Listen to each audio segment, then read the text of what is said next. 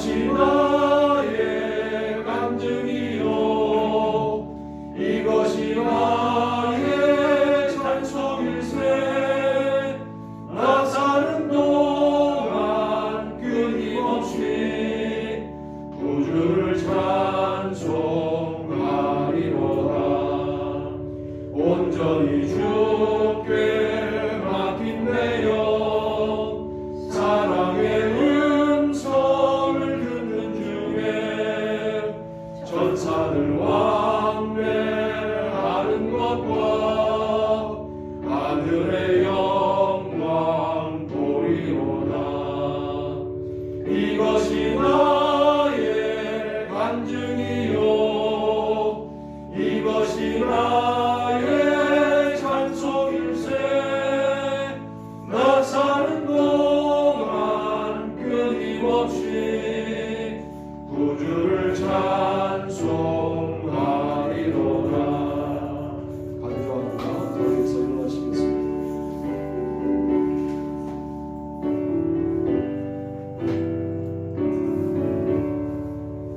주 안에 기쁨 누림으로 마음의 풍랑이 잔잔하니 세상과 나는 간 곳 없고 구속한 주만 보이도다 이것이 나의 간증이요 이것이 나의 찬송일세 나 사는 동안 끊임없이 구주를 찬송하리로다.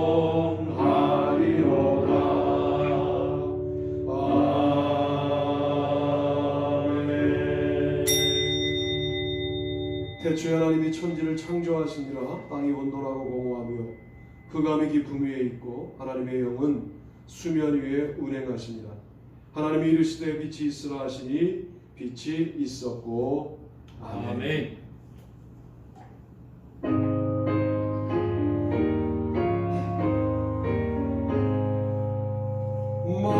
만복의 근원 하나님 온 백성 찬송 드리고 저 전사여 찬송하세 찬송 성부 성자 성령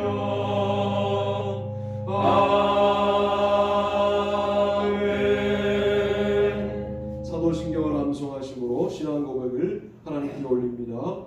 전능하사 천지를 만드신 하나님 아버지를 내가 믿사오며 그 외아들 우리 주 예수 그리스도를 믿사오니 이는 성령을 잉태하사 동정녀 마리아에게 하시고 본디오 빌라도에게 고난을 받으사 십자가에 못 박혀 죽으시고 장사한 지 사흘 만에 죽은 자 가운데서 다시 살아나시며 하늘에 오르사 전능하신 하나님 우편에 계시사 저리로서 산 자와 죽은 자를 심판하러 오시리라. 성령을 믿사오며 거룩한 공회와 성부가 서로 교통하는 것과 죄를 사하여 주시는 것과 몸같이 사는 것과 영원히 사는 것을 믿사옵나이다. 아멘. 교동문 80번.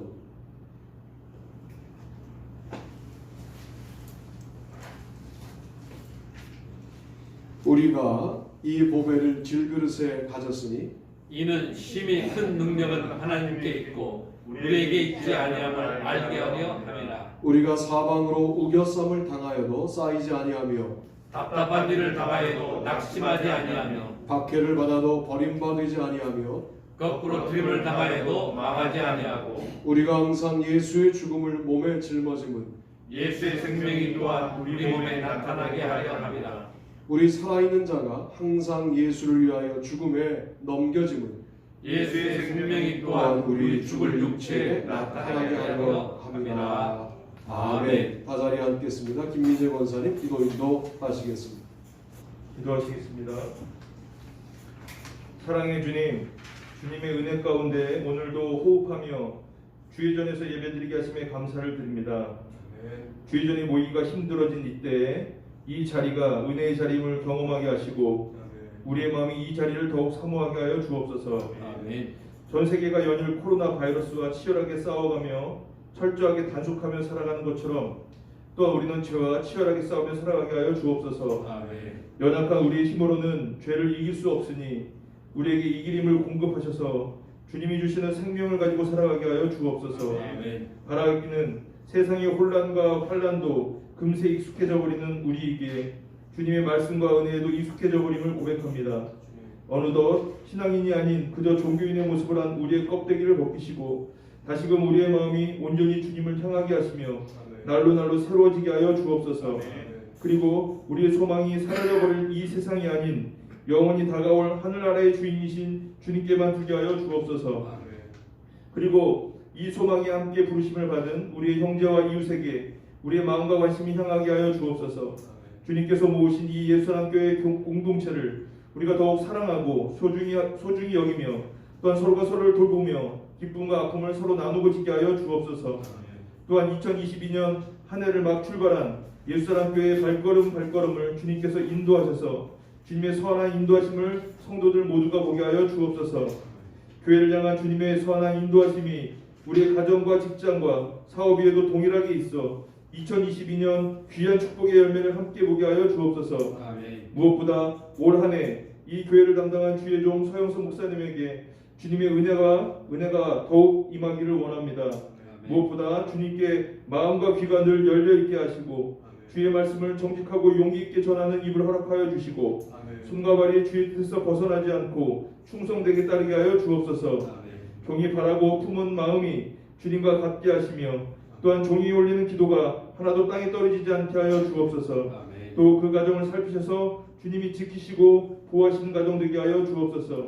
이 시간 전하는 말씀 위에 또한 드려지는 예배와 짧은 교제 가운데 주님의 은혜와 임재가 있기를 원하오며 이 모든 말씀을 우리 주 예수님의 이름 받들어 기도하옵나이다. 아멘. 292장입니다. 찬양으로 기도합니다.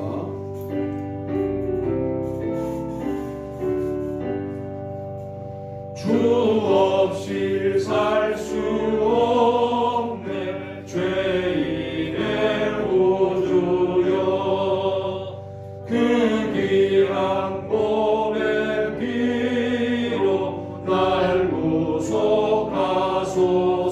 구속하소서. 우주의 사랑으로 흘리신 보혈이 내 소망 나의 위로 내 영광 됩니다. 주 없이 살 수 없네 나 혼자 못 서리. 힘없고 부족하며 지혜도 없도다. 내 주는 나의 생명 또 나의 힘이라. 주님을 의지하여 지혜를 얻으리. 주 없이 살 수 없네 내 주를 아신다. 내 영의 깊은 간구 마음의 소원을 주밖에 나의 마음이 알아주리요.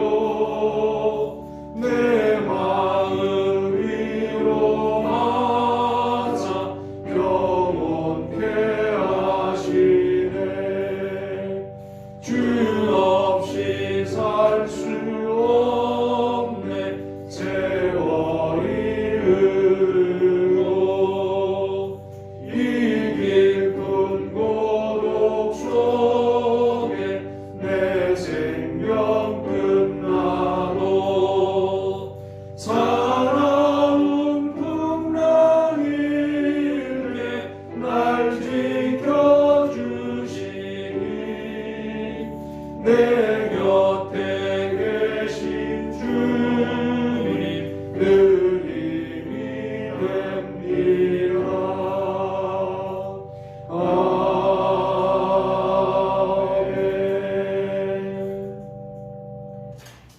함께 은혜를 나누실 말씀은 데살로니가 전서 2장 1절부터 4절까지의 말씀입니다.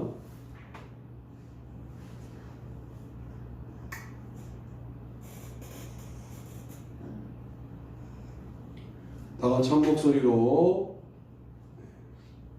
데살로니가 전서 2장 1절로 4절 말씀을 합독하신 후에 말씀을 나눕니다. 읽습니다.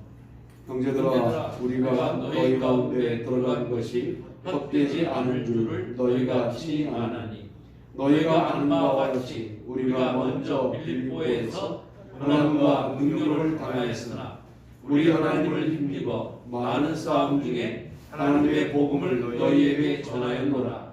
우리의 권면은 감사함이나 부정해서 하는 것이 아니요 속임수로 하는 것도 아니라 오직 하나님께 옳게 여기심을 입어 복음을 위탁받았으니, 우리가 이와 같이 말하면 사람을 기쁘게 하려 함이 아니요 오직 우리 마음을 감찰하시는 하나님을 기쁘시게 하려 함이라. 아멘.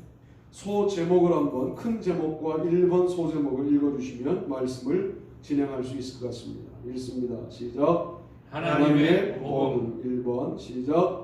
하나님의 복음을 권면과 말에 감자. 아멘. 놀랍게도 데살로니가 전서는 5장밖에 안 되고, 여러분이 마음 먹고 읽으시면 뭐 한 15분 정도면 읽으실 수 있는 짧은 서신이죠. 놀랍게도 하나님의 복음이라고 하는 대단히 중요한 주제가 제일 많이 나옵니다. 로마서에서는 한 번 정도 하나님의 복음이라고 언급되는데, 그 하나님의 복음이라는 말도 이렇게 언급돼요. 15장 16절에서 하나님의 복음의 제사장 직무를 하게 하사, 바울이 자기를 돌아보면서 하나님의 복음의 제사장 직무를 하게 하셨다. 그래서 유대인을 포괄하고 이방인을 제물로 드리는 그것이 성령 안에서 거룩하게 되어 받으심직하게 하려 하심이라.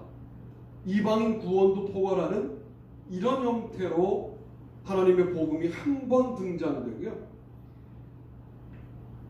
고린도 후서에서는 그리스도의 복음, 하나님의 복음이 각각 1회씩 등장되는데요. 고린도후서 9장 13절에는 너희의 그리스도의 복음을 진실히 믿고 복종하는 것과 이렇게 언급됩니다.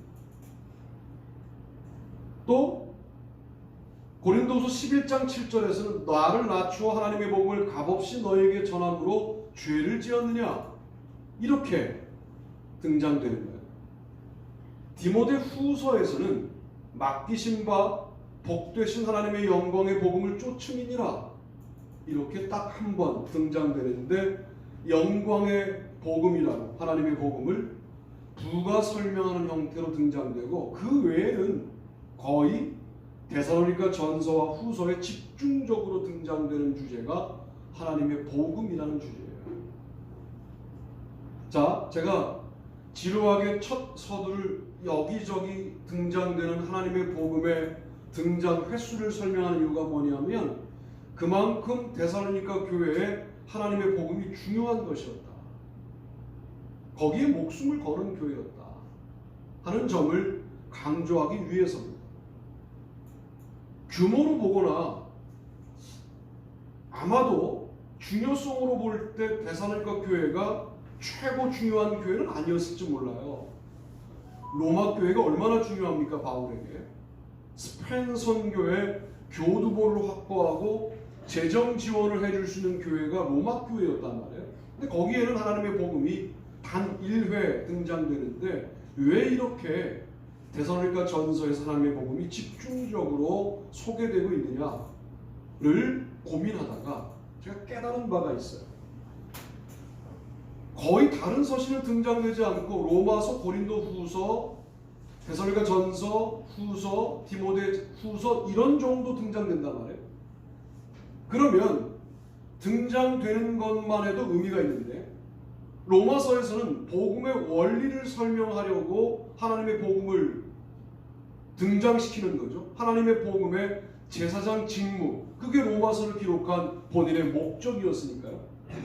유대인과 이방인을 모두 구원해야 하겠다. 포괄적인 하나님의 구원, 자 모습을 부각시키는 게 바울의 목적이었거든요. 그래서 등장되고 고린도 후서에서는 사도권의 공격을 받으면서 사도도 아닌 사람이 복음을 증거한다 하여 복음이 공격을 받자 하나님의 복음이라고 하는 매우 중요한 용어를 고린도 후서에 사용하고 있는 겁니다. 그것도 한 번. 디모데 후서에서는 하나님의 복음을 지키는 것이 박해 때문에 어려워졌을 때 네가 지키는 하나님의 복음이 영광이야 하고 말씀하고 있는 겁니다. 그러면 데살로니가 전서에서는 왜 하나님의 복음이 그렇게 많이 자주 언급되고 있느냐? 여기에 소망을 두어야 한다는 거예요. 할렐루야. 아멘. 우리의 소망을 좀 돌아볼 필요가 있어요. 내가 무엇 때문에 사는가? 자식 때문에 사는데 그게 바로 하나님의 것을 탐내는 탐욕일 수 있습니다. 자식이 내 거 아닌데 자꾸만 내 거 같거든요. 자식이야말로 내 거 같은 이유가 뭐냐면 내 배 아파서 낳았으니까. 여러분 그게 자기 공로인 거 아세요? 바울에 따르면 자기 공로인 거예요. 누가 낳냐? 내가 낳았다. 이게 하나님의 은혜를 전적으로 배제한 자기 공로의 논법인 거예요. 자, 돈은 내가 번 것 같잖아요. 왜? 내가 한 달 동안 일했으니까. 이게 자기 공로거든요. 우리가 사실은 자녀 때문에 살고 나의 재산을 증식하려고 살고 또 나라고 하는 이름이 공격받는 거에 대해서 발끈합니다. 우리 이 한계를 인간적인 힘으로 넘어설 수 있다? 여러분 그럴 수 있으면 우리가 하나님이죠. 불가능해요. 자꾸만 십자가 밑으로 기어 들어가는 이유가 뭐냐면 우리는 자꾸만 나를 스스로 지키려고 하는 본능적인 죄성을 갖고 있기 때문에 십자가 아래로 들어가지 않으면 이걸 이길 수가 없어요. 뭐 대단한 목사라고 하더라도 아니 대단한 수도사라고 하더라도 이 한계를 스스로 극복할 수 없어요. 그래서 십자가가 필요한 거예요. 누가 누구를 공격할 수 있습니까? 이런 측면에서 어려운 거예요. 자, 그러면 데살로니가 교회의 소망은 어디에 있었느냐? 하나님의 복음에 있었다. 이게 오늘 대전제이고 결론이에요. 하나님의 복음에 소망을 둔다는 게 뭐예요? 따라합시다. 주는 그리스도시요 살아계신 하나님의 아들이십니다. 아들이십니다. 이게 우리의 소망의 근거가 되어야 한다는 거예요. 다 아는데 알지요. 알지만 내가 거기에 목숨을 걸진 않잖아요. 저만 학습주의자라고 말씀하시지 말고 목사님은 학습주의자예요. 공부를 많이 해서 무슨 말인지 아는 그런 이야기들을 해요. 그런데 그대로 살지는 못하시죠. 저만 그런 게 아니라 우리가 너무 많이 알아야지 기독교에 대하여 예수님에 대하여. 그러나 삶은 그렇지 않은 것이죠. 그러나 삶도 우리 힘으로 살 수 없어요. 우리는 뭐 백전백패하니까요. 뭐 천전천패하죠. 그러면 십자가 안에 들어갈 수밖에 없지 않나. 뭘 우리가 그리 잘난 것이 있냐. 주님의 십자가의 은혜 가운데 들어갈 수밖에 없다. 이게 바로 하나님의 복음에 소망을 두는 삶인 겁니다. 자, 그러면 하나님의 복음이 확장되지 않고 있는 오늘날의 정황에 가만히 있어야 되느냐? 아니에요. 그 하나님의 복음을 우리의 권면에 담아야 돼요. 이게 지금 그냥 제가 문장으로 말씀드리니까 그거 우리 하고 있는 일인데요? 라고 편안하게 말씀하시면 좋은데 감정을 빼고 우리가 권면할 때 그 사람에 대한 감정을 빼고 권면만 담을 수 있겠습니까? 하나님의 복음만 담을 수 있겠습니까? 여러분 이 싸움을 하셔야 되는데 이게 만만한 싸움이 아니잖아요. 우리의 감정은 우리가 통제할 수 있습니까? 안 되는 거 아시죠? 나는 내가 생각한 대로 산다. 정말 그보다 강력한 거짓말이 없어요. 나는 내가 말한 대로 다 살았다. 이거보다 강력한 거짓말이 없어요.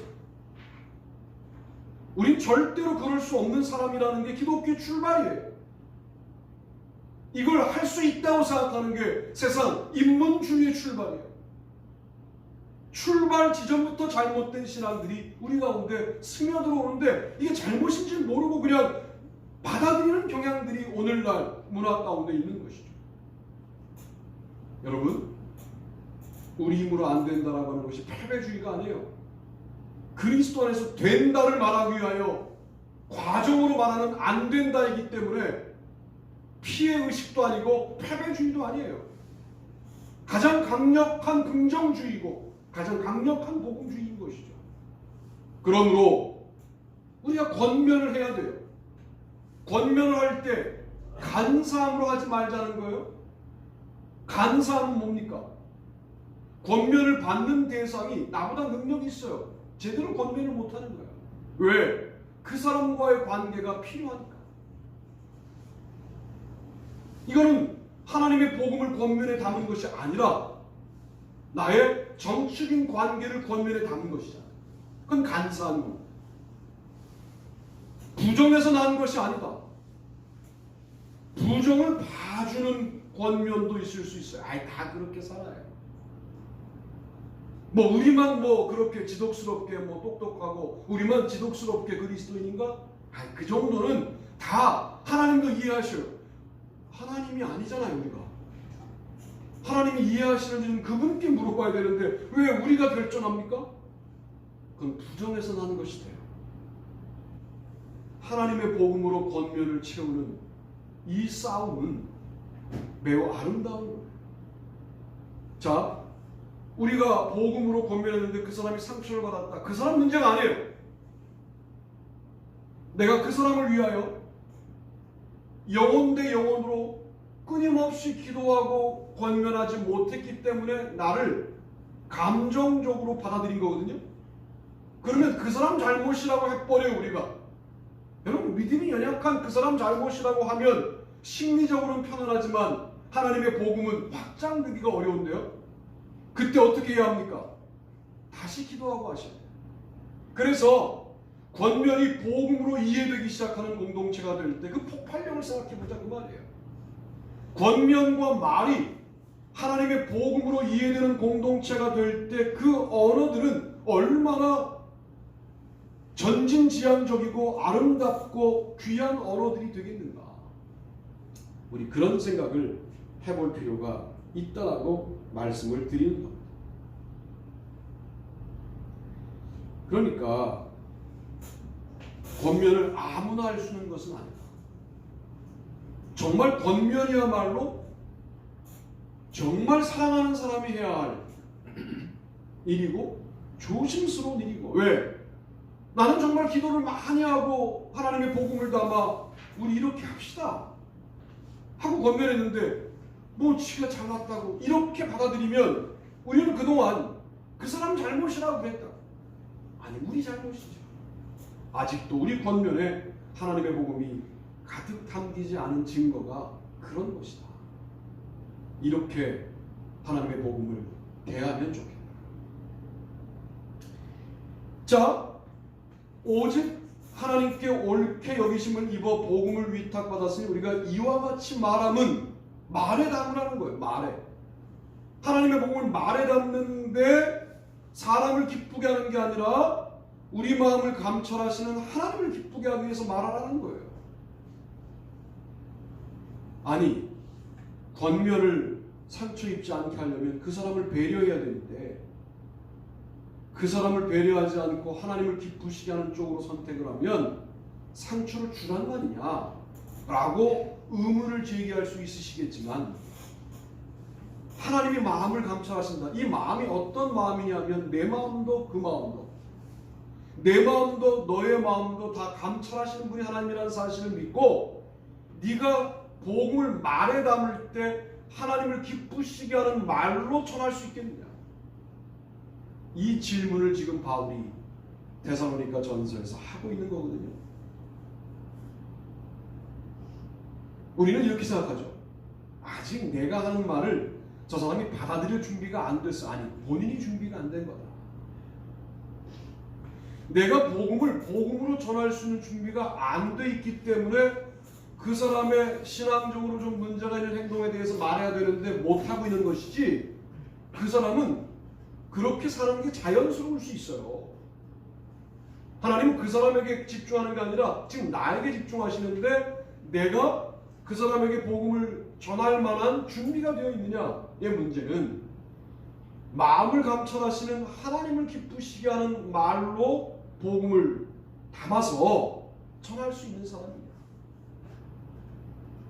소문이나 내고 소문 듣고 흥분하고 혹은 잘못된 정보에 흥분하고 아님 말고 하고 이런 일들이 쌓이면 그냥 지나가는 줄 아는데, 그렇게 지나가고 마는 게 아니라 복음을 전할 수 있는 사람에서 멀어지는 거죠. 그런 측면에서 우리가 쉽게 사람을 판단하고 쉽게 사람에 대해서 그런 사람이라고 규정하는 모든 일들이 우리를 복음에서 멀어지게 만들 수 있다는 생각을 반드시 하면서 복음의 권면과 말을 담는 저와 여러분이 되기를 주님의 이름으로 축복합니다. 아멘. 두 번째 소제목과 본문을 읽어주시면 좋겠습니다. 읽습니다. 시작.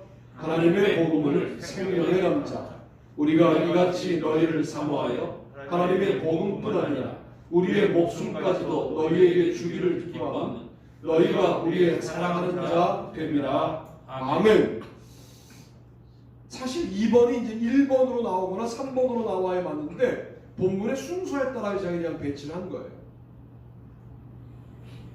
얼마나 무서운 말이에요 이게. 하나님의 복음을 우리는 그냥 이런 거예요. 좋은 거니까 네가 받든 말든 나는 이 문제에 대하여 책임질 책임을 모면하기 위하여 너에게 전한다. 우리 이렇게 복음 전하는 경우들이 많아요.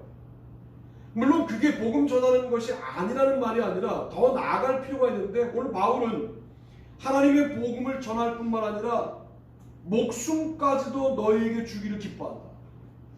그러니까 복음에 생명을 담아 전한다는 거예요. 그런 생각을 해봤어요 제가. 여러분이 저에게 얼마나 귀한 분들이냐. 솔직히 제가 여러분들에게 설교할 매주 일이 없다고 한다면 설교 준비로부터 벗어날 수 있겠어요. 생각만 해도 행복합니다.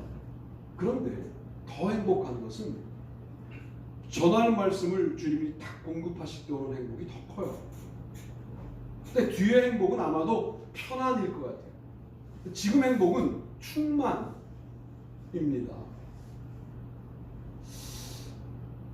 근데 저에게 묻기를, 너 하나님의 복음을 너의 목숨을 주기까지 전한 적이 있느냐? 이렇게 물으신다면 명확하게 대답할 수 있을 것 같아요. 하나님 앞에 아니요.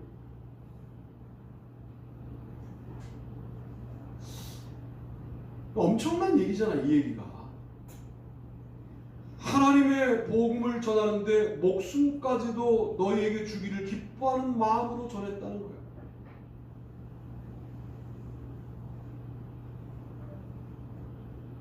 이게 말씀을 따라 사는 거지. 우리는 우리가 겪은 상황에 기억나는 말씀을 적용하고 난 다음에 흥분해요. 와!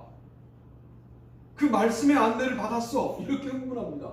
그리고 와! 오늘 내가 내 삶에서 말씀이 적용되어서 승리한 몇 번 안 되는 케이스 중에 한 케이스야 하고 말씀을 이용하죠. 우리의 삶에. 우린 적용이라고 하지만 갖다가 쓰는 이용이거든요. 말씀에 내 생명을 더하여 살거나 말씀을 전하는데 내 목숨을 바쳐 살거나 이런 삶은 참 어색한 게 아닌가 우리에게. 말씀이 가지 말라고 하면 정말 목숨을 걸고 가지 않는가?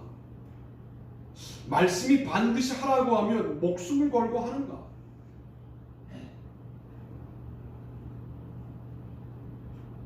이게요, 나의 감정과 생각과 판단이 말씀에 앞서는 것이 일반적인 경향입니다.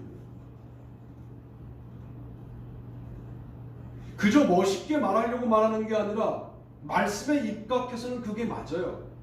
그러면 허락하고 허용하고 말씀에 입각해서는 그렇게 살면 안 돼요. 그러면 다른 삶은 없는 거니까. 내가 곧 길이요 진리요 생명이니 할 때 생명은 유일한 생명을 말씀하시는 거니까. 내가 곧 길이요 할 때 그 길은 다른 길이 있는 게 아니라 그 길밖에 없는 거니까. 삶의 전부가 말씀에 입각하여 살아가는 것이어야 하는데 우리는 가끔 말씀을 떠올리고 적용되어 한 부분이 조금 달라지는 부분에 흥분할 뿐 삶 전체가 말씀의 통제를 받는 것에 관련하여 우리는 경험한 바가 없는 거죠. 어쩌시겠습니까?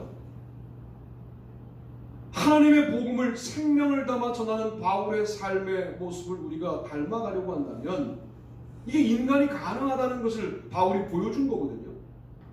목사님은 불가능한 일을 왜 합니까? 자기도 못하면서. 예, 저도 바울은 아니고 여러분도 바울이 아니라 이게 만만한 일은 아니지만 불가능한 일이 아니라는 사실을 바울이 지금 데살로니가 전서에서 내가 너희를 사모하는데 사랑하는데 하나님의 복음뿐 아니라 목숨까지도 너희에게 주기를 기뻐했다. 이게 사랑이라는 거예요. 그러니까 우리가 내가 형제님을 사랑합니다. 내지는 내가 자매님을 사랑합니다. 내가 목사님을 사랑합니다. 목숨을 주세요. 목숨을 달라고. 이게 사랑이라는 거예요. 기독교에서는. 하나님의 것인데 내 것으로 착각한 자녀를 위해서는 목숨을 바칠 수도 있는 게 우리거든요. 거 봐요. 이게 인간이 가능하다는 것을 내가 지금 증명하는 거예요. 자, 자녀를 사랑하는 것은 복음이 아니에요. 아니 이게 잘 들어야 돼. 이것만 들으면 가정을 회파한다고 들을 수 있기 때문에 잘 들어야 돼. 자녀를 내 것이라고 알고 사랑하는 것은 복음의 원리에 대한 실천이 아니잖아요. 그런데 목숨을 바치잖아요. 가끔 부모님들이. 우리는 뭘 긴장해야 되냐면 세속적인 원리로도 목숨을 바치는 사랑이 있다는 거에 긴장해야 돼요. 스콘 니어링, 헬렌 니어링, 공산주의자입니다. 스콘 니어링은. 이 사람 스스로가 사회주의권에서 사회주의 운동으로 평생을 살다가 이거 실패다 라고 여기고 미국 버몬트 시골에 가서 흑벽돌 집을 짓고 오는 사람들에게 삶에 대한 이야기를 나누다가 돌아가셔요. 자급자족하죠. 땅을 일궈서 거기서 먹고 살아요. 두 번째 만난 부인 헬렌 이어링과 함께 행복한 삶을 살면서 손자가 용돈을 달라고 하면 돈이 없잖아요. 할아버지가. 옆에 메이플 시럽 공장 가서 아르바이트를 뛰세요. 할아버지가. 그래서 용돈을 만들어 그 용돈만큼 벌면 일을 멈추고 용돈을 주고 살다가 드디어 이 공산주의자가 100세가 됐어요. 뭐라고 생각하냐면 내가 이 한 세상을 사는데 100세 이상 사는 것은 자연에 대한 배반이다. 스스로를 굶어요. 굶겨 죽입니다. 자기.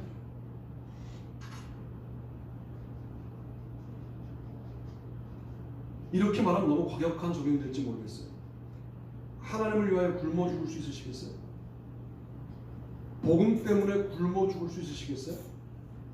이 사람은 본인의 신념과 사상에 따르면 인간이 100세 이상을 사는 것은 혹시 여러분의 어른들 중에 100세를 넘은 분이 돌아가시라는 말씀은 아닙니다. 스콘 니어링이 그랬다.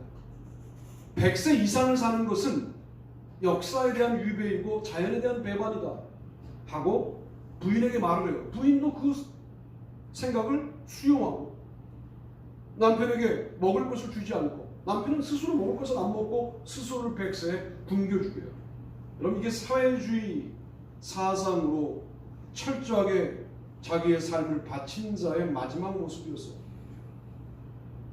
우리는 복음도 말하고 그리스도도 말하고 십자가도 말하고 은혜도 말하고 참 다양한 만연체의 언어들을 쓰면서 화려한 미사 여구를 붙이지만 내가 복음 때문에 죽고 산다라고 하는 이 표현을 너무 쉽게 쓰지만 정말 그러냐? 네가 복음에 소망을 두고 있다면 복음의 생명을 담을 수 있어야 한다. 가끔씩 복음을 인용하는 너, 매일 저녁 복음을 읽고 있다고? 매일 저녁 복음으로 기도한다고? 물론 아름답고 좋은 일이죠. 그러나 이제 그 복음에 우리의 생명이 담기는 훈련들을 해야 하는 것 아니냐. 너희가 우리의 사랑하는 자 되며 아무에게나 복음을 전하며 목숨을 바치는 게 아니라 사랑하는 교회를 위하여, 사랑하는 성도를 위하여 하나님의 복음을 소개하며 나의 생명도 주기를 기뻐한다 라고 말하는 참 먼 곳에 있는 바울의 이 기준에 우리가 가야 합니다. 갈 수 있어야 합니다. 복음을 위하여 우리가 협력하고 있다, 여기에 만족하지 말고 복음이 정말 전부일 수 있을까? 이 실험을 기독교가 하지 않으면 오늘날 살아남을 수 있을까요? 대충 세상과 함께 어울릴 수 있을지는 모르겠어요. 이걸 포기하자는 말이 아니라 잘 어울리세요. 그러나 그들과 다른 남다른 기준을 가져야 되는데 나에게는 복음이 전부라고 하는 이 고백이 생명이 담기지 않으면 거짓말 아니야. 복음이 전부가 되어야 한다는데 일단 동의하는 교회가 되기를 주님의 이름으로 부탁합니다. 아멘. 마지막 세 번째가 이것입니다. 사실은 세 번째가 두 번째쯤 나오면 좋겠는데 제가 아직도 포기하지 못하는 게 뭐가 있냐면 본문의 순서가 그런 것은 그런 의미가 있다. 못 바꿔요. 제가 못 바꿉니다. 그래서 그러니까 여러분이 알고 있는 저의 모습은 대단히 아주 상상력이 뛰어나고 자유로운 줄 알지만 복음에 관련해서만큼은 대단히 보수적이에요. 순서를 못 바꾸겠어요. 이게 얼마나 좋아요. 복음을 말에 담아라, 권면에 담아라, 삶에 담아라, 목숨에 담아라. 좋잖아요. 좋잖아요. 동의하시죠? 근데 순서는 복음을 권면에 말해, 복음을 생명에, 복음을 삶에. 왜? 고린도 교회는 살아가야 하니까요. 하늘의 소망을 품고 살아가야 해요. 그래서 삶이 마지막에 나오는 게 아닌가. 한번 우리 소제목과 본문을 읽으시면 오늘 말씀을 잘 정리해 볼 수 있을 것 같습니다. 읽습니다. 시작. 하나님의 복음을 삶에 담자. 형제들아, 우리의 수고와 애쓴 것을 너희가 기억하리니 너희 아무에게도 폐를 끼치지 아니하려고 밤낮으로 일하면서 너희에게 하나님의 복음을 전하였노라. 아멘.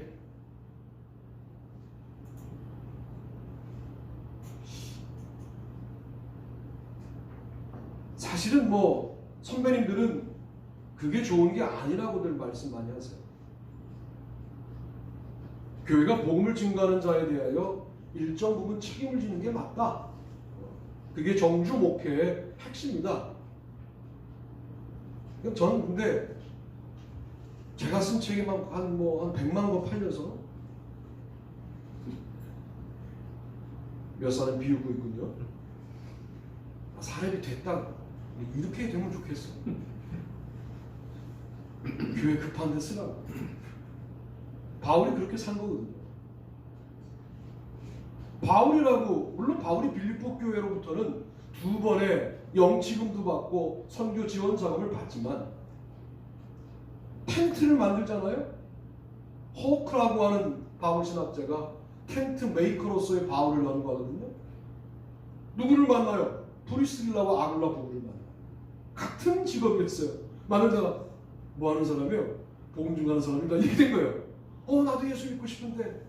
그러자 예수가 그리스도라고 설명하고 제자로 삼아갖고 세례를 주고, 그리고 사역에 다 끌고 다니고, 없으면 내가 그를 안다고 자신의 사역에 활용하고, 동역자로 평생을 살잖아요. 그 부부와 그 현장에서 만나서 삶에서 복음을 증거하는 거죠.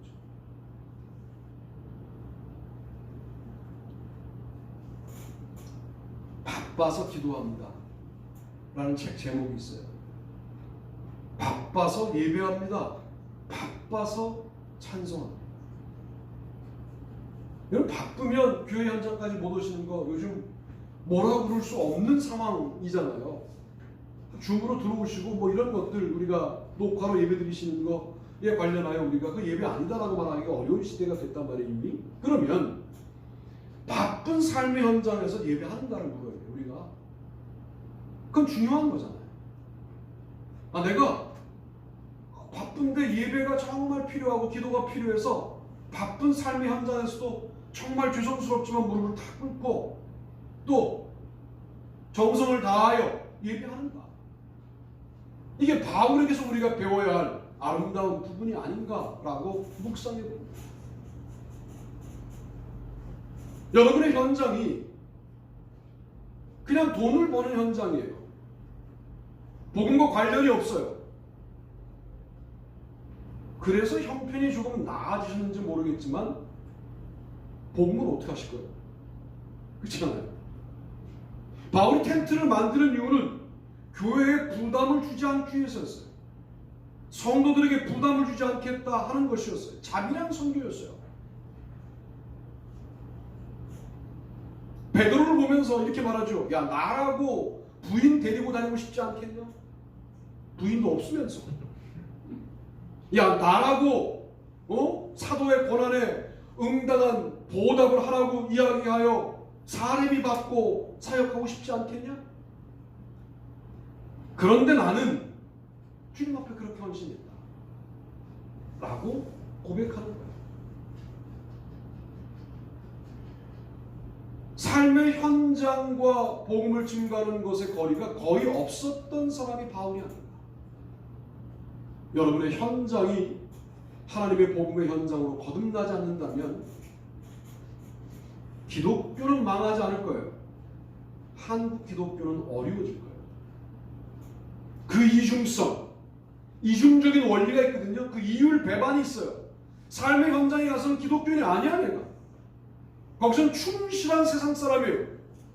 그리고 일주일에 하루만 와서 기독교인 행세를 하면 아무 문제 없는 한국 교회는 문제가 있는 거죠. 문제가 있는 거예요 이거는. 여러분의 삶의 현장에서 텐트를 만들다 아굴라와 브리스길라 만났어야 될 그 사람들을, 주님께 인도하여 동역자가 됐어야 될 그 사람들을 같이 일하는 사람으로만 그동안 만나왔다라고 한다면 이제 아굴라와 브리스길라를 발굴해내고 그들을 사역에 끌어들이고 함께 충만감으로 인생을 사는 기쁨을 현장에서 회복하실 필요가 있다. 그런 저와 여러분이 되기를 주님의 이름으로 축복합니다. 데살로니가 교회 성도들이 이미 알고 있는 사실이 있어요. 바울이 수고하고 애쓴 것은 그들도 알고 있어요. 왜? 바울이 텐트를 만들면서 일하고 있었기 때문에. 이것은 바울이 하나님의 복음 때문에 한 일이다. 우리의 삶의 모든 이유가 하나님의 복음이 가장 먼저일 수 있을 때 우리는 복음을 따라 살았다, 말씀 중심의 교회다 라고 말할 수 있습니다. 우리의 삶의 현장이 어렵고 힘들어도 복음을 가지고 들어가면 그 삶의 현장은 항상 기뻐하고 취침하고 기도하고 범사에 감사할 수 있는 현장이 돼요.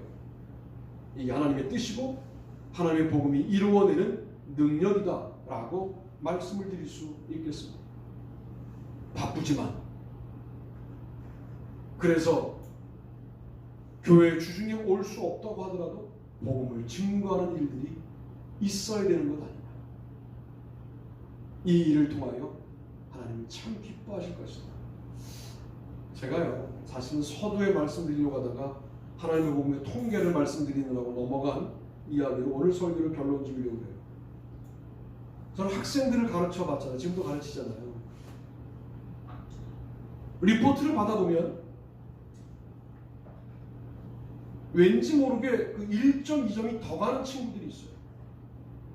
일단은 리포트 박스를 아주 멋있게 만드는 친구들이 있어요. 오타를 고치지 않고 내는 친구들 리포트가 아무리 내용이 좋아도 네, 박스도 잘 만들고 그리고 중요한 부분에 뭐 볼드체로 두껍게 하고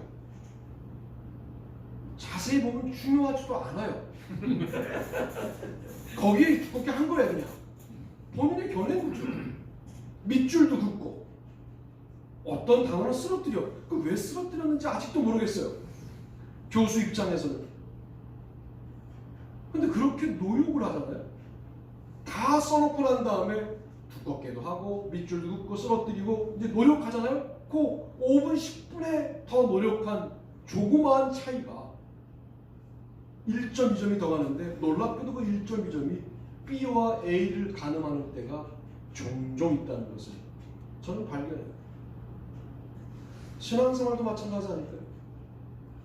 우리의 삶의 현장에서 많은 품이 들어가는 게 아니에요. 내가 예수를 믿는데 당신 예수 믿습니까? 이것도 어려우면 교회는 가본 적 있어요? 요 한 차이가 주님에게는 얼마나 기쁘실까? 더군다나 제가 통계적으로 말씀드리면 우리만 못하는 게 아니라 한국의 99.9%의 그리스도인들은 거의 다 삶의 현장에서 복음을 말하는 것을 어려워하고 못합니다. 오늘 대단히 0.1%를 위한 설교를 하는 거예요. 주목받는 게 뭐냐? 너무 쉽잖아 이제. 이 시대에 주님의 주목을 받는 건 너무 쉬워요. 왜? 나의 삶의 현장에서 만나는 사람에게 교회를 말하고 복음을 말하는 거 0.1%에 속하는 일이에요. 그거. 아니 나의 영적인 수준은 그렇지 않다고 하더라도 그 순간 1초, 2초 정도 내가 교회를 말하고 그리스도의 복음을 말하는 그 순간의 예배가 주님에게는 확 도드라진 아름다운 예배가 될 가능성이 있다는 거 여러분 영적으로 감지가 되지 않습니까? 삶에서 그런 일들을 해주시면 좋겠다. 저도 삶에서 그동안 또 코로나 때문에 교회 오라고 하는 게 어렵고 힘들었는데 이제 지인들에게 오라고 하는 이야기를 또 해야 되겠다. 그런 생각을 가지면서 그런 일들이 참 기쁘고 아름다운 일이다 라고 말씀을 드립니다. 오늘 말씀을 정리한다면 하나님의 복음은 우리의 말과 권면에 담겨야 하고 생명에 담겨야 하고 하나님의 복음은 이제 우리의 삶에 담겨야 합니다. 이것이 바로 하나님의 복음의 소망을 둔 데살로니가 교회의 아름다운 영적인 수준입니다. 일주일 동안 데살로니가전서를 묵상하면서 이 교회가 바울 교회의 모델 교회입니다. 로마서는 로마 교회는 다투는 교회였으니까 모델 교회가 아닌데 로마서는 내용 자체가 바울의 신앙의 기준을 말씀하는 그런 내용이라면 바울이 말하는 교회의 기준은 데살로니가 교회였습니다. 참 가야 할 길이 멀지만 우리에게 있어서 하나님의 복음이 그렇게 소중한 것임을 고백하는 아름다운 신앙 여정에 함께 하시는 저와 여러분이 되기를 주님의 이름으로 축복합니다. 아멘. 다들 일어나시겠습니다. 찬송가 500이자 찬송하시면서 준비하신 예물 드리시고 축도함으로 예배를 마치겠습니다.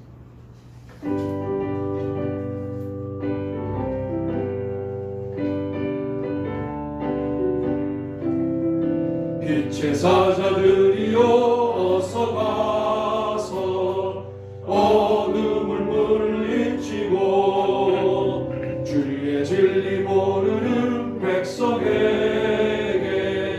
복음의 빛 비춰라.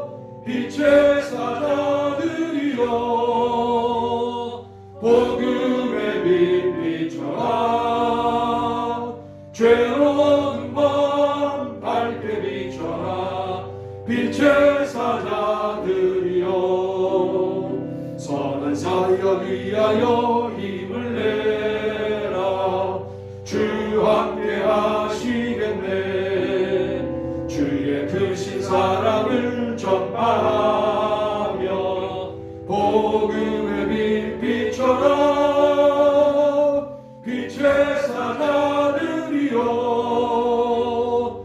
복음의 빛 비춰라 죄로운 마음 밝게 비춰라 빛의 사자들이여 주님 부탁하신 말 순종하여 이 진리 전파하라 산을 넘고 물 건너 힘을 다해 복음의 빛 비춰라 빛의 사자들이여 복음의 빛 비춰라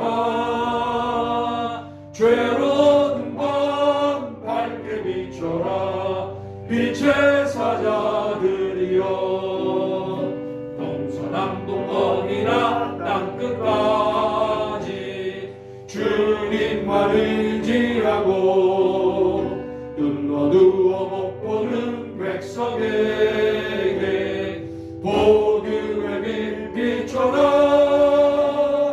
빛의 사자들이여 복음의 빛 비춰라 죄로운 밤 밝게 비춰라 빛의 사자들이여. 기도합시다. 하나님, 오늘도 감사한금으로 11조 주일원금으로 정성을 표현하고 예비한 손길들을 기억하시고 그들의 삶 가운데 내내 역사하시는 주님의 은혜가 흘러 넘치게 하여 주시기를 원합니다. 그러나 마음을 드릴 수밖에 없었던 손길들도 주님 기억하시고 그 마음을 갚아주셔서 축복하여 주님 앞에 헌신할 수 있는 은혜를 허락해 주시기를 소원합니다. 오늘도 함께 말씀을 나누며 하나님의 복음이라고 하는 정말 우리에게 있어서 포기할 수 없고 끝까지 가져가야 할 아름다운 기준, 이것에 우리의 권면을 담고 말을 담고 또 이것을 생명에 담고 이것을 삶에 담자라고 함께 말씀을 나누었는데 우리의 삶에 복음으로 다가오셔서 우리를 충만케 하시고 우리를 만나는 모든 사람들을 충만케 하여 주옵소서. 이제는 우리 주 예수 그리스도의 은혜와 하나님 아버지의 무한하신 사랑하심과 성령님의 축복하시는 놀라운 역사가 우리 모두들 위해 영원토록 같이 하시옵기를 간절히 축원하옵나이다. 아멘.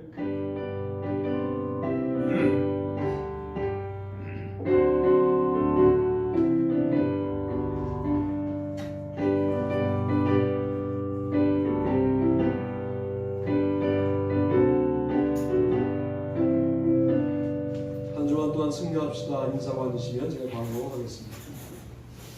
2월은 나눔의 달이고요. 놀랍게도 우리도 경험하잖아요. 나누었더니 우리도 풍성해지는 거. 그러니까 뭐가 됐든 재물만이 아니라 나누시고 사시는 한 달 되시길 바라고요. 그리고 2월 달에는 연수동 지방은 지방회가 있고 2월 27일에 있습니다. 감사는 잘 끝났고요. 위하여 기도해 주시고 병원에 입원하고 계신 성도님들을 위해서 기도합시다. 김원희 사모님, 손수자 권사님, 그죠? 이한나 선교사님, 김무은 권사님 뭐 이제 퇴원하셨습니다만 위하여 계속 기도해 주시고 우리 유병련 전사님, 다음 주 예배 기도는 조학 기장님이시고요. 주일 예배는 정말 조심스러운 때죠. 7만 명 이러니까요. 현장 예배를 조심스럽게 드리고 줌 예배와 녹화 예배도 지난주 녹화 예배가 그날 올라오긴 했어요. 그래서 야 이게 놀랍다. 김민재 원사님은 절대 코로나 근처에 가시지 말고 왜냐하면 동영상이 늦게 올라오니까 우리 맡은 자리가 있는 것 같아요. 그래서 녹화 동영상으로 예배드리시고 또 그것도 여의치 않으면 제가 녹음 파일을 꼭 녹음해서 보내드리니까 그걸 들으시고 어쨌든 교회가 지금 어떤 영적인 이야기를 나누고 있는지를 함께 아는 게 중요합니다. 매일 저녁 기도회 점점 재밌어지고 있고 나름대로 이제 뭐가 하나 걸려 있으니까 저녁에 막 풀어져 있다가도 그거 하고 이제 저도 거의 화장실 들어가고 녹음합니다. 녹음하고 기도하고 합니다. 여러분도 그렇게 기도문도 들으시고 읽으시고 아멘 남겨주시고 그러시면서 함께 우리가 말씀으로 묵상하는 그 말씀은 주로 새벽 예배 때 나눴던 말씀 중에서 한 구절을 뽑아서 올려드립니다. 그렇게 하시면 좋겠습니다. 다른 방법 있으신가요?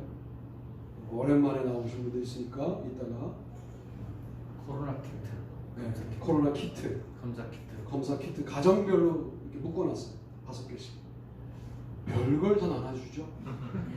나누면 우리가 떡만 나눠주는 줄 알지만 우리가 뭐 살찌라고 탄수화물만 나눠주는 기회가 아니고 죽지 말라고, 여러분 죽지 마시라고 검사 키트도 나눠주고 장로님이 사오셨어요.